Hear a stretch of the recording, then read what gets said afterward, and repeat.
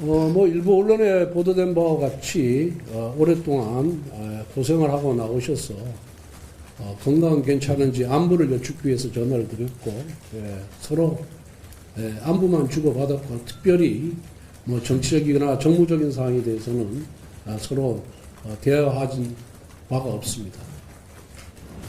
법원에서 윤석열 대통령 구속 취소 결정이 나온 직후 민주당은 검찰을 비난하고 대통령 파면을 압박하며 총력 정치투쟁을 선포했습니다.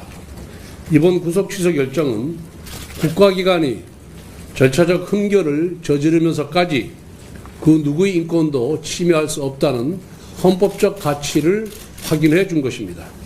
그런데도 민주당은 검찰을 향해 내란 수계의 졸개, 교묘한 법기술과 같은 극언을 퍼부었습니다. 평소에 그렇게도 인권을 떠들어대던 집단이 이번에는 위법적인 인권 침해를 사주하고 있는 것입니다. 나아가 민주당 의총에서는 아무런 잘못도 없는 최상목 대통령 권한대 심우정 검찰총장을 탄핵해야 된다는 목소리까지 나오고 있습니다. 법과 원칙을 무시하고 자기 마음에 안 들면 무조건 탄핵부터 시켜야 한다는 심산입니다. 이재명표 국정 파괴라는 질병이 또다시 도질 모양입니다. 이미 민주당은 29번의 탄핵을 했습니다. 민주당은 한 달에 한 번꼴로 친목 모임 하듯이 탄핵을 하는 집단입니다. 그러나 만약 30번째, 31번째 탄핵을 한다면 그것은 민심의 철퇴로 되돌아올 것입니다.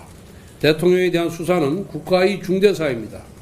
그래서 적법 절차의 원칙 준수와 절차적 완결성이 중요합니다. 하지만 공수처는 이 모든 것을 무너뜨렸습니다. 애초부터 공수처는 내란죄 수사 권한이 없습니다. 대통령을 수사할 만한 능력도 없었습니다. 이처럼 자격도 없고 능력도 없는 공수처의 무면허 수사 폭주가 위법과 탈법의 쇠사슬로 대통령을 올가맨 것입니다. 그리고 공수처를 준연동형 비례대표제와 정략적 거래를 통해 탄생시킨 것도 바로 민주당입니다.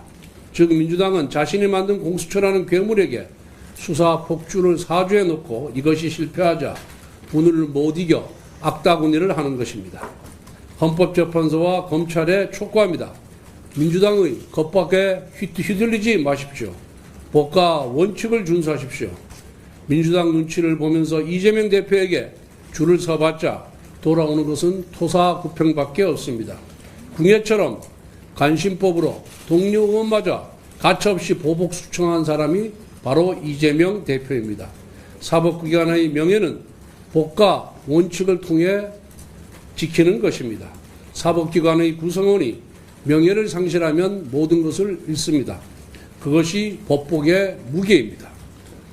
앞서 말씀드렸다시피 민주당의 이재명 세력은 심우정 검찰총장에 대한 탄핵 소추를 논의하고 있습니다.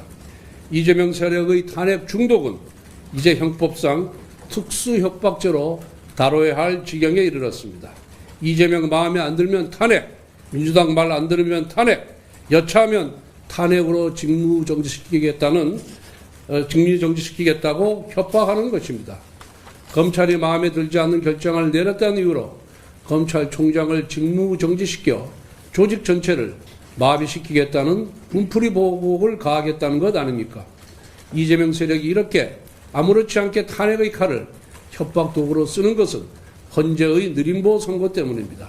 어차피 한번 탄핵 소추하고 나면 70일, 100일 직무정지가 기본이기 때문입니다. 기각이 돼도 손해가 아니라는 것입니다. 헌재는 조석기 한덕수 총리 탄핵 선고를 내리기 바랍니다. 그래야 이재명 세력의 탄핵 폭고에 브레이크를 걸고 국정 안정을 도모할 수 있습니다. 일각에서 제기되는 대통령 총리 동시 선고는 국정 파탄을 불러올 수 있기 때문에 일고의 가치도 없는 사안입니다. 대통령의 탄핵 선고 결과가 어떻게 나더라도 사회적 혼란이 예상되는 가운데 비슷한 시점에 대통령 권한대행이 바뀐 일이 생기면 행정부마저 대혼란에 빠지게 됩니다. 한덕수 대행의 신속한 직무복귀가 국정안정의 제1요건입니다.